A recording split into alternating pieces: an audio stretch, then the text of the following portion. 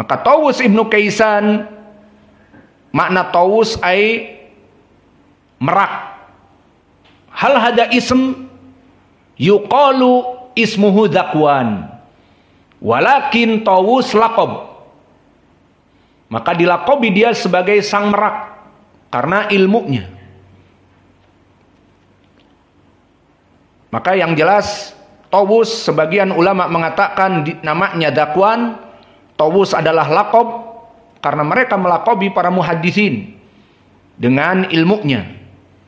Maka huwa Yamani al-Himyari al-Khawlani. Wa hada Tawus mahaluh sawa, huwa imam muhaddis. Disebutkan oleh para ulama Yahya ibnu Ma'in, Abu Zur'ah, wa kadalika Imam Az-Zuhri qala law ra'aita Tawusan alimta annahu la yakdzib.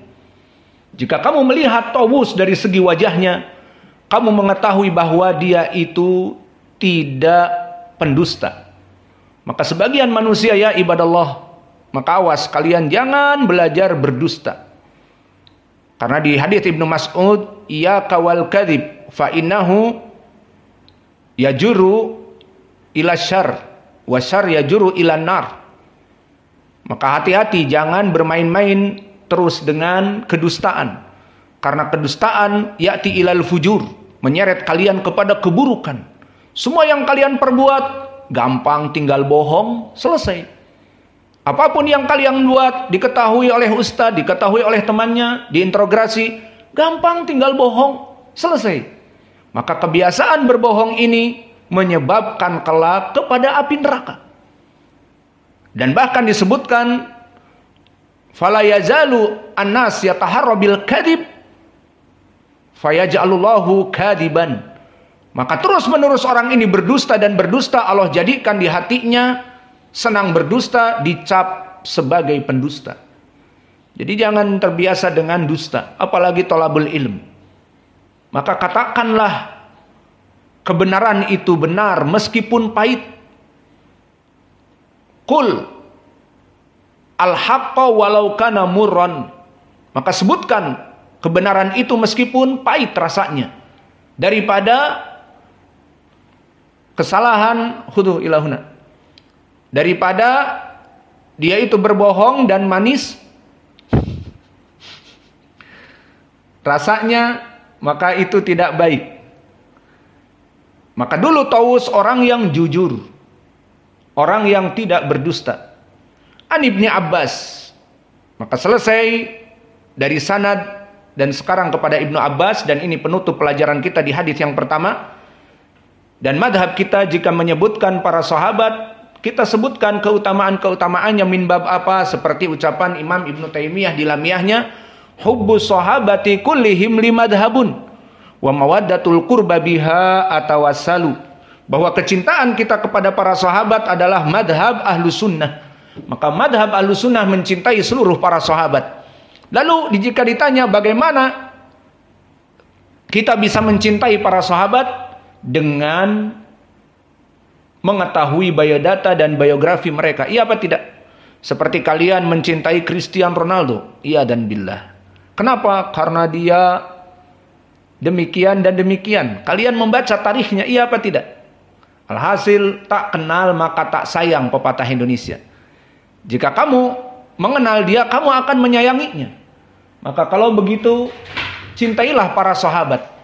Karena para sahabat jika kamu mencintainya, akan menyebabkan sebab keimanan dan akan menyebabkan masuk kepada surga. Fahim tahadits? Man huwa Wuhaib? Man Wuhaib? Wuhaib ibnu Khalid al-Bahili. Taib. Maka Ibnu Abbas tarikhnya ataupun dari segi biodatanya, dia adalah Abdullah ibnu Abbas ibni Abdul Muttalib al-Hashimi ibni Abdi Manaf.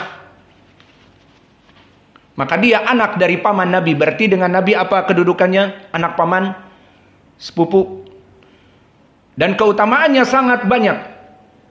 dari keutamaan yang paling banyak, karena kalau kita sebutkan keutamaannya akan habis waktu. Yang paling tinggi, annahu mimman yukthiru riwayatil hadis. Dia dari orang-orang yang paling banyak periwayatan hadisnya. Maka dia di tobaqoh tingkat ranking yang kelima dari orang-orang para sahabat yang banyak menghafal ribuan hadis. Maka dari 7 yang menghafal di atas 1000 hadis, dia di ranking yang kelima. Dan dari para sahabat yang kita sempurnakan sampai 10, maka dia ranking yang kelima. Maka dari 7 perawi hadis dari para sahabat yang menghafal di atas 1000, dia di atas ranking yang kelima setelah Aisyah. Maka Aisyah di ranking yang keempat. Maka hadis Ibnu Abbas sekitar 1660 hadis. Dan mereka dari 7 rawi yang meriwayatkan di atas 1000 ada 7. Kemudian dilengkapi oleh para ulama 3 biar 10 genap. Maka dari 7, pertama Abu Hurairah, kemudian Abdullah ibnu Umar, kemudian Anas ibnu Malik, kemudian siapa? Aisyah tadi. Kemudian yang kelima barulah Abdullah ibnu Abbas. Kemudian setelah itu Abu Sa'id Al-Khudri. Kemudian setelah itu di yang terakhir dari jumlah yang ribuan, Jabir ibni Abdullah di atas 1000. Setelah itu barulah dibuat 3 tambahan, masuk padanya Abdullah ibnu Mas'ud dan juga Ali radhiyallahu anhu di akhir, menjadi genap 10, dan mereka meriwayatkan di bawah 1000. Maka dari 7 ini disebutkan di dalam syair, wal mukthiruna fi riwayatil athar Abu Hurairah yalihi Ibnu Umar. Dari para sahabat yang banyak meriwayatkan hadis itu, pertama ranking dipegang oleh Abu Hurairah, yalihi, makna yalihi setelah dia Ibnu Umar. Wa Anas, kemudian Anas, wal Bahr kal Khudri, wa Jabir wa zaujatin Nabiyyi. Maka di syair yang kedua tidak tersusun karena untuk mengikuti qafiyah agar akhirnya sama. Wal mukthiruna fi riwayatil athar Abu Hurairah yalihi Ibnu Umar, agar sama disusun Abu Hurairah yalihi Ibnu Umar. Namun wa Anasun wal Bahri kal Khudri, berarti di akhirnya harus yi. Maka wa Jabirun wa zaujatin Nabiyyi. Maka Anas wal Bahr, siapa al Bahr? Inilah Ibnu Abbas, dilaqabi dengan al Bahr, sang lautan. Wa Anasun wal Bahr kal Khudri, wa Jabirun wa zaujati Nabi. Siapa zaujati Nabi? Zaujati Nabi banyak, namun yang diinginkan Aisyah. Wa syahid min hada syair al Bahr wa huwa Abdullah ibnu Abbas. Maka saking banyaknya periwayatan di atas 1000, ja'alal ulama as-sahul asanid an Ibni Abbas. Riwayat-riwayat yang paling sahih dari Ibnu Abbas yang banyak Imam Al-Bukhari dan Muslim memasukkan di sahihnya. Pertama min thariq Ayyub an Ikrimah an Ibni Abbas. Siapa Ayyub? As-Sikhtiyani. Ikrimah maula Ibni Abbas, dari Ibni Abbas. Ini disebutkan oleh Imam Al-Bukhari berulang-ulang di sahihnya. Dan ilmu dari Ibnu Abbas, selain dia keutamaan yang kedua, selain dia periwayatan yang sangat banyak dari Nabi, keutamaan yang kedua, ilmunya sangat luas. Maka dari keutamaan yang kedua, ilmunya sangat luas. Dan ini sesuai dengan doa Nabi Muhammad SAW seperti hadis yang muttafaqun alaih dari Ibnu Abbas, di mana Nabi dhammani faqala Allahumma faqihu fid din. Dan di riwayat yang lain wa alimhu ta'wila. Maka wahai Allah, jadikanlah sepupuku ini orang yang paling faqih di dalam agama ini dan menjadi ahli tafsir terbaik. Maka tidaklah Ibnu Abbas meranjak dewasa, Maka di saat meninggal Nabi dia juga masih kecil. Umar ibn al-Khattab yang mengetahui bagaimana kedudukan Ibnu Abbas menjadikan dia di majelis syuro. Dan di majelis syuro di situ ada sahabat-sahabat yang agung, yang kudama, as-sabiqunal awwalun. Ibnu Abbas umurnya masih kecil seperti Ali, Ibnu Umar. Semua satu deretan. Maka anaknya Umar, Abdullah dengan Ibnu Abbas sama, dengan Ali radhiyallahu anhu hampir sama. Maka dijadikan oleh Umar ibn Khattab di majelis syuro seperti MPR yang memberikan usulan dan masukan kepada Amirul Mukminin Umar. Maka para sahabat yang lain melihat ini anak kecil masuk di majelis ulama kibar. Namun karena ilmunya sesuai doa Nabi ini. Maka itulah keutamaan yang kedua dari Abdullah ibn Abbas. Maka dilaqabi dia dengan dua laqab yang intinya dia ilmunya sangat luas. Pertama, al-bahr, sang samudra. Samudra yang luas ilmunya. Kedua, al-hibr, bagaikan tinta. Karena tinta itu dulu kalau mau menulis dicelupkan ke tinta terus ditulis pakai bulu. Maka bagaikan ilmu yang terus mengalir tinta. Walijli ada yusama al-bahr wa kadalika yusama kadalik al-hibr. Maka akhirnya jadilah dia imam ahli tafsir, imam Al-Quran. Seperti riwayat yang datang, Allahumma alimhul kitab. Maka di sini riwayat di Sahih Al-Bukhari dengan lafaz Allahumma alimhul kitab. Dan di riwayat yang lain seperti di Al-Hakim, Allahumma alimhu ta'wil. Maksudnya tafsir. Maka inilah dari keutamaan Ibnu Abbas.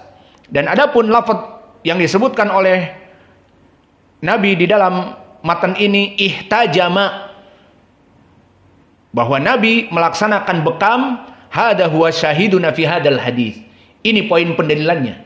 Maka kita harus menjelaskan, kita memasukkan bab ini mana wajah mutabaqah, mana wajah pendalilan. Inilah wajah pendalilannya di bab ini, bahwa Nabi melaksanakan bekam secara mutlak, tidak ada hubungan apa-apa. Nabi melaksanakan bekam hada yadullu alal ibahah wa adamu tahrim. Menunjukkan bahwa bekam itu hukumnya mubah dan bukan dari perkara yang haram. Maka ini wajah pendalilan. Kemudian di lafaz disebutkan wa a'tal hajjam, dan memberikan kepada hajjam. Antum perlu mengetahui kalimat a'ta adalah fi'lun madi yang muta'addi, fi'il yang muta'addi. Yahtaju ila maf'ulain. Maka di dalam lafaz ini di hadis wa a'tal hajjama, Nabi memberikan al-hajjam, memberikan jasa kepada yang membekam. Apa? Masih kurang lengkap, butuh kepada maf'ul tsani. Maka jawabnya telah datang riwayat di maf'ul, telah datang riwayat dikeluarkan oleh Imam Al-Bukhari dan juga Imam Muslim dengan lafaz maf'ul atsani. Apa? Wa a'ta al-hajjama ajrohu. Ini dia. Disebutkan maf'ul atsani wa a'ta al-hajjama ajrohu. Maka Nabi memberikan kepada hajjam, orang yang membekamnya, apa? Tidak diketahui. Di sini di riwayat muttafaqun alaih, riwayat Al-Bukhari yang lain disebutkan ajrohu. Apa ajrohu? Adalah jasanya. Di riwayat tadi yang kami sebutkan apa? So'ain minat to'am. 2 so' dari makanan. Maka ini semuanya menjelaskan tentang bagaimana riwayat-riwayat hadis yang saling menjelaskan. Wa a'ta al-hajjama ajrohu. Dan tadi di bab yang kita baca, di bab yang matan, bahwa memberikan so'ain min to'am. Maka dengan ini selesailah dari pembahasan hadis yang pertama, dari bab yang pertama. Baru hadis pertama kita syarah. Namun di matan telah kita baca bab yang kelima. Iya. Maka begitulah. Wa naktafi ila huna wa jazakumullahu khaira wa barakallahu fi ilmikum subhanakallahumma bihamdika asyhadu an la ilaha illa anta